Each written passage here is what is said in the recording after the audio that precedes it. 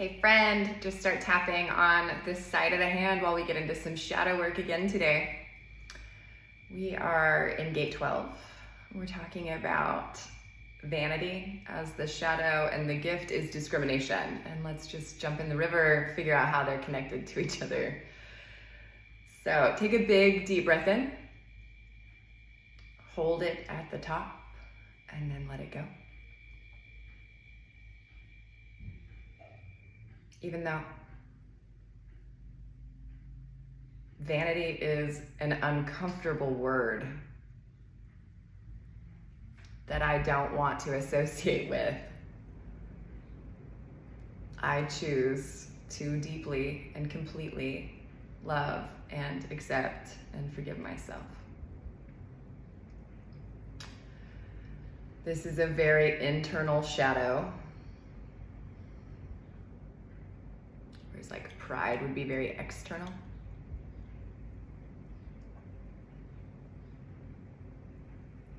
It's one of the first human vices that we come across.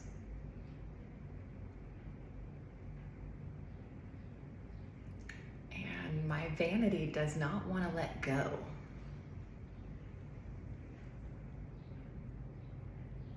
It's like a lichen that clings to a rock, even at the highest mountaintop.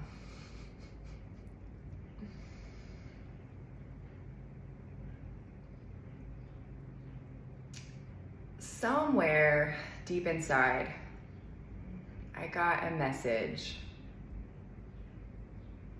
that if I kept my heart open, I would lose my power.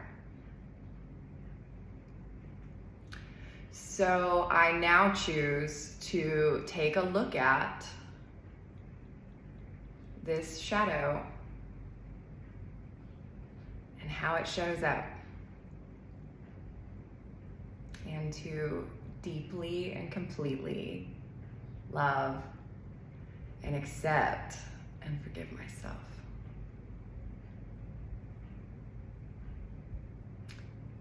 And maybe anyone else who told me I was vain. Okay. Grab your water. Shelby, drink your juice. If that reference is over your head, then you're probably too young for it, and you should go watch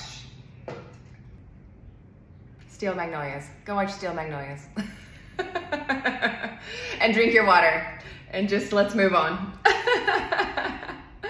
Starting on the top of the head, you know the drill, just repeat after me and mimic what I do. Ugh, this vanity. It's a really uncomfortable word that I don't want to associate with. It's a very internal shadow.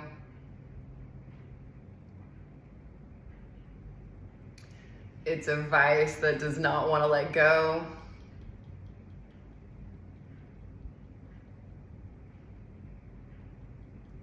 The cute part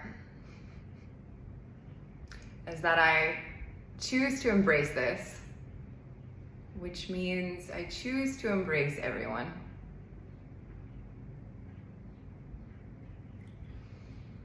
I'm afraid if I love everyone, I might lose my power. If I keep my heart wide open, I'll lose my power.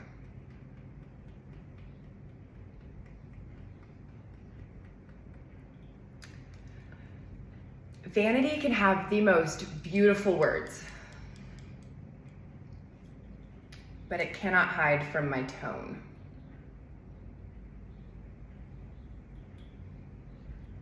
In some ways,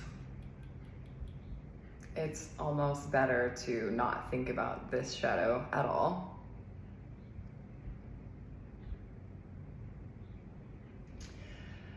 In some ways, people drawn, like myself, to this type of shadow work have the greatest challenge in dealing with this shadow of vanity.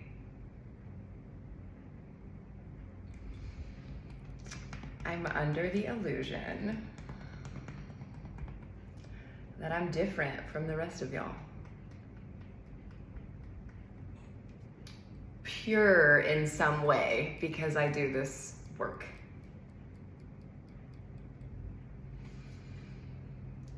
I can be elitist, just like vanity undercover.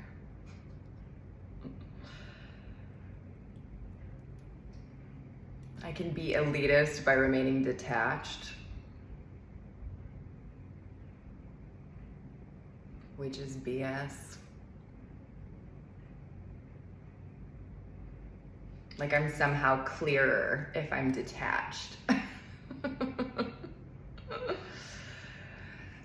So how do I move into the gift, the light? I start to discriminate about what is and is not healthy for me. Vanity can be put to good use. It's the urge to be better. There is nothing wrong with wanting to be better. But can I take my purity and turn it into art?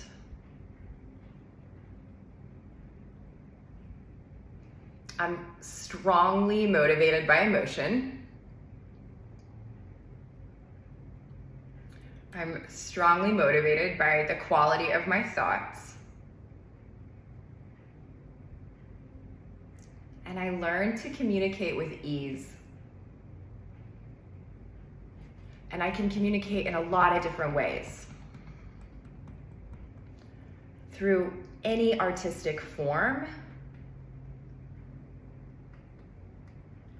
I am learning to follow my intuition.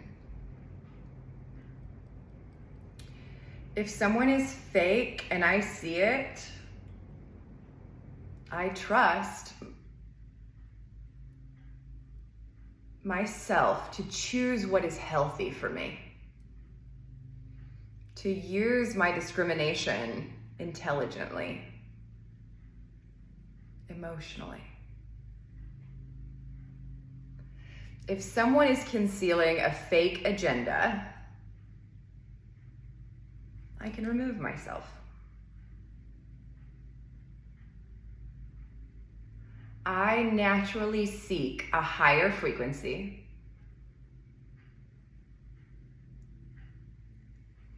I do not shy away from authenticity. No matter how messy it may be. And life is messy when you're authentic in this day and age. And so it is.